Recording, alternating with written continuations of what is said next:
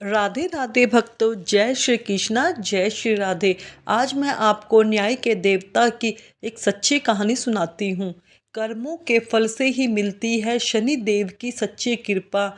जो करता है अच्छे कर्म उसे न डराती कोई विपदा। शनि का काला रूप नहीं, एक संदेश है।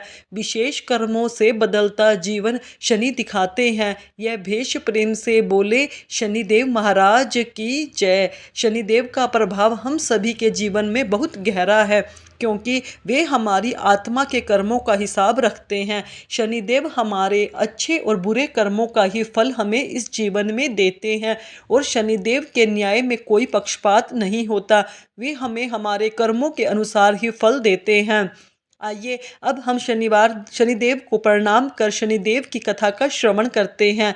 आप सुनेंगे दशरथ कृत शनि स्तोत्र पाठ, फिर आप सुनेंगे शनिदेव की कथा। सबसे अंत में शनि चालीसा, जिसके शरीर का वर्ण कृष्ण नील तथा भगवान शंकर के समान है, उन शनिदेव को नमस्कार है। जो जगत के लिए कालाग्राम और कृतांत रूप है, उन शनिचर को बारंबार नमस्कार है। जिनका शरीर कंकाल जैसा मांसहीन तथा जिनकी दाढ़ी मूछ और जटा बड़ी हुई है, उन शनिदेव को नमस्कार है। जिनके बड़े बड़े नेत्र, पीठ में सटा हुआ पेट और भयानक आकार है, उन शनिदेव भगवान को नमस्कार है। जिनका शरीर का ढांचा फैला हुआ है, जिनके रोहे बहुत मोटे हैं, जो लंबे चौड़े कितने सूखे शरीर वाले हैं, जिनकी दाढ़ें काल रूप है, उन शनिदेव को बारंबार प्रणाम है। हे शनि, आपके नेत्र कटोर के समान गहरे हैं, आपकी ओर देखना कठिन है, आप घोर रौद्र भीषण और विकराल हैं, आपको नमस्कार है।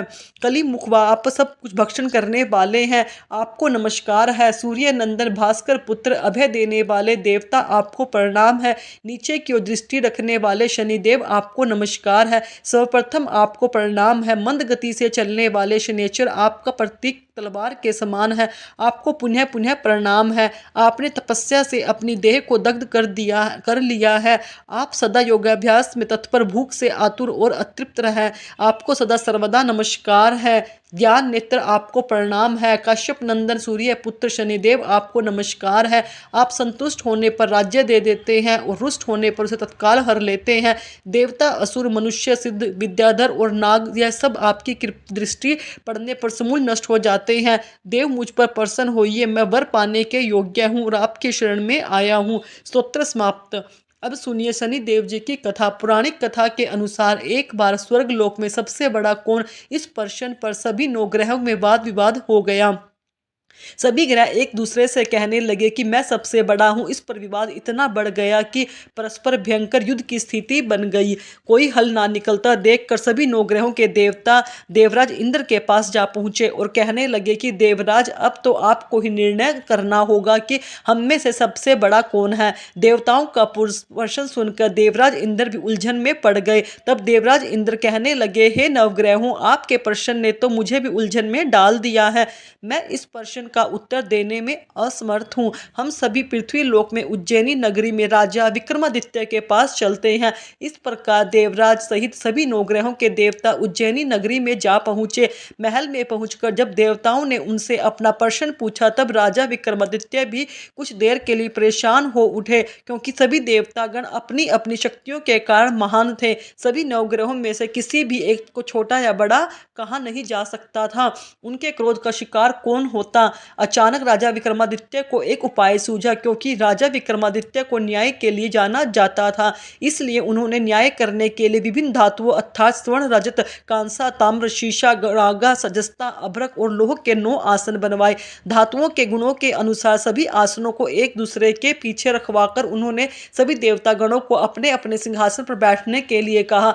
देवताओं के बैठने के बाद राजा विक्रमादित्य ने कहा, आपका निर्णय तो स्वयं हो गया है। जो सबसे पहले सिंहासन पर विराजमान है वही सबसे बड़ा राजा है। सब राजा विक्रमादित्य के निर्णय को सुनकर शनि देवता सबसे पीछे आसन पर बैठने के कारण अपने आप को छोटा जानकर क्रोधित होकर कहा, हे राजा विक्रमादित्य, तुमने मुझे सबसे पीछे बैठाकर मेरा अपमान किया है। तुम मेरी शक्तियों से परिचित नहीं हो, मैं तुम्हारा सर्वनाश कर दूंगा। तब शनिदेव ने कहा, सूर्य एक राशि पर 1 महीने, चंद्रमा 2.25 दिन, मंगल 1.5 महीने, बुध और शुक्र 1 महीने, बृहस्पति 13 महीने रहते हैं, लेकिन मैं किसी राशि पर 7.5 वर्ष अर्थात 7.5 जिसके कहते हैं तक रहता हूँ। बड़े बड़े देवताओं को मैंने अपने प्रकोप से पीड़ित किया है, यहाँ तक कि श्री राम को भी 7.5 के कारण ही वन में जाकर रहना पड़ा। रावण को 7.5 के कारण ही युद्ध में मृत्यु का शिकार बनना पड़ा। हे राजा, अब तुम भी मेरे प्रकोप से कोई नहीं बचा सकेगा। इसके बाद अन्य ग्रहों के देवता तो बड़ी प्रसन्नता के साथ वहां से चले गए, परंतु शनिदेव बड़े क्रोध के साथ वहां से गए और राजा विक्रमादित्य पहले की तरह ही न्याय करते रहे। उनके राज्य में सभी स्त्री पुरुष बड़े आनंद से अपना जीवन यापन कर रहे थे। इस प्रकार कुछ दिन ऐसे ही विस्कून से बीते, लेकिन उधर शनि देवता अभी तक अपने अपमान को नहीं भूल पाए। वे राजा विक्रमादित्य से बदला लेने के लिए एक दिन शनिदेव ने घोड़े के व्यापारी का रूप धारण किया, बहुत से घोड़ों के साथ उज्जैनी नगरी में आ पहुंचा। विक्रमादित्य ने अपने राज्य में किसी घोड़े के व्यापारी का आने का समाचार सुना तो उन्होंने भी अपने अश्वपाल को कुछ घोड़े खरीद लाने के लिए भेजा, क्योंकि राजा को घोड़े पालने का बहुत शौक था। अब घोड़े तो बहुत कीमती थे। अश्वपाल ने जब वापस लौटकर इस बारे में राजा विक्रमादित्य को बताया तो राजा ने स्वयं आकर एक सुंदर और शक्तिशाली घोड़े को पसंद कर लिया। घोड़े की चाल देखने के लिए राजा उस घोड़े पर सवार तो हुआ। वह घोड़ा तो बिजली की गति से दौड़ पड़ा। दौड़ते ही तेजी से दौड़ा घोड़ा राजा को दूर एक जंगल में ले गया, फिर वहां जाकर राजा को गिराकर जंगल में कहीं गायब हो गया। अब राजा अपने नगर को लौटने के लिए जंगल में ही भटकने लगा, लेकिन उन्हें लौटने का कोई रास्ता भी नहीं मिला। भटकते भटकते जंगल में इस प्रकार राजा को जोर से भूख लगने लगी। काफी दूर तक भटकने के बाद आखिरकार राजा को एक चरवाहा मिल गया। राजा ने उससे पानी मांगा। पानी पीकर राजा ने उस चरवाहे को अपनी अंगूठी दे दी। फिर उससे रास्ता पूछकर वह जंगल से निकलकर पास के ही एक नगर में जा पहुंचा। अब राजा विक्रमादित्य ने एक सेठ की दुकान पर बैठकर कुछ देर तो आराम किया। उस सेठ से राजा से बातचीत की, राजा के बारे में पूछा तो राजा ने बताया कि मैं उज्जैनी नगरी से आया हूँ। राजा के कुछ देर दुकान पर बैठने से अब सेठ जी की बहुत बिक्री हुई। सेठ जी ने राजा को बहुत बड़ा भाग्यवान समझा, इन्हीं के कारण आज मेरी दुकान में सबसे ज़्यादा बिक्री हुई है।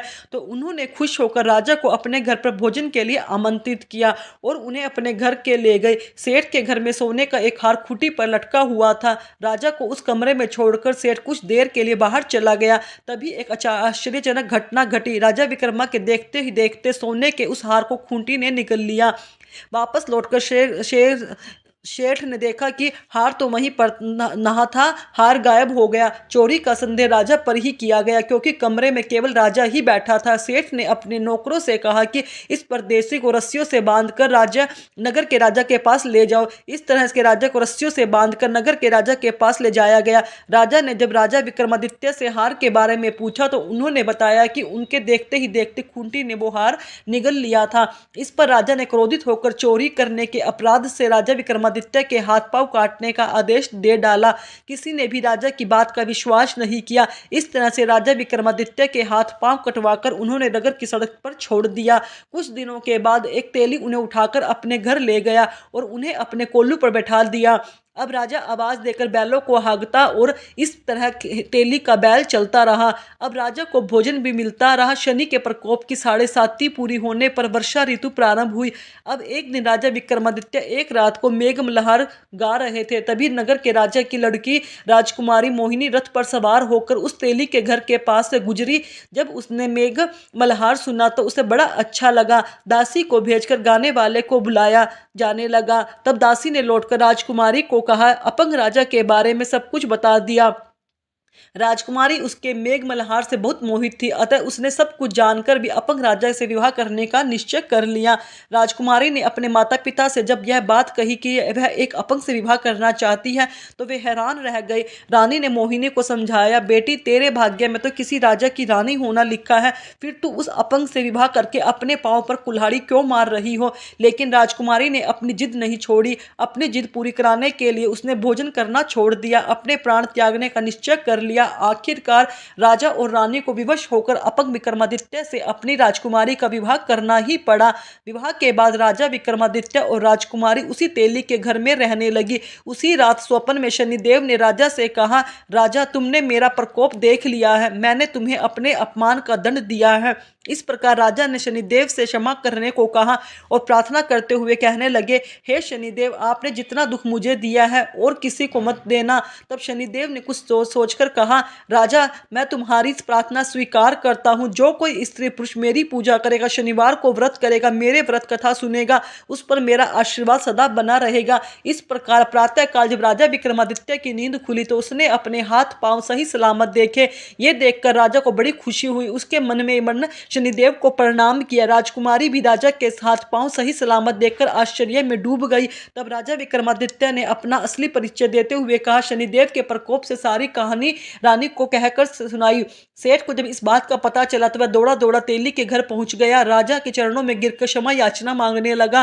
राजा ने उसे क्षमा कर दिया, क्योंकि यह सब तो शनिदेव के प्रकोप के कारण हुआ था। सेठ राजा को अपने घर ले आया। उसने उसको भोजन कराया। भोजन कराते समय वहां एक आश्चर्यजनक घटना घटी। सबके देखते देखते उस खूंटी ने हार उगल दिया। यह देखकर सेठ बड़ा प्रसन्न हुआ और सेठ ने अपनी बेटी का विवाह भी राजा के साथ कर दिया। बहुत सारे स्वर्ण आभूषण और धन आदि देकर राजा को अपनी बेटी के साथ विदा कर दिया। अब राजा विक्रमादित्य राजकुमारी मोहिनी और सेठ की बेटी के साथ उज्जैनी नगरी में पहुंचे तो नगरवासियों ने बड़ी खुशी से उनका स्वागत किया। अगले दिन राजा विक्रमादित्य ने पूरे राज्य में घोषणा करा दी कि शनिदेव सभी देवों में श्रेष्ठ है, इसलिए हर स्त्री पुरुष शनिवार को उनका व्रत करे, व्रत कथा अवश्य सुने। राजा विक्रमादित्य की घोषणा से शनिदेव बड़े प्रसन्न हुए। शनिवार का व्रत कर आपको शनि स्तोत्र और शनि भगवान की व्रत की कथा सुनाई है। अगर आपको मेरी सुनाई गई कथा अच्छी लगी तो मेरे चैनल को सब्सक्राइब करें, वीडियो को लाइक करें, कमेंट में राधे राधे अवश्य लिखें। धन्यवाद भक्तों।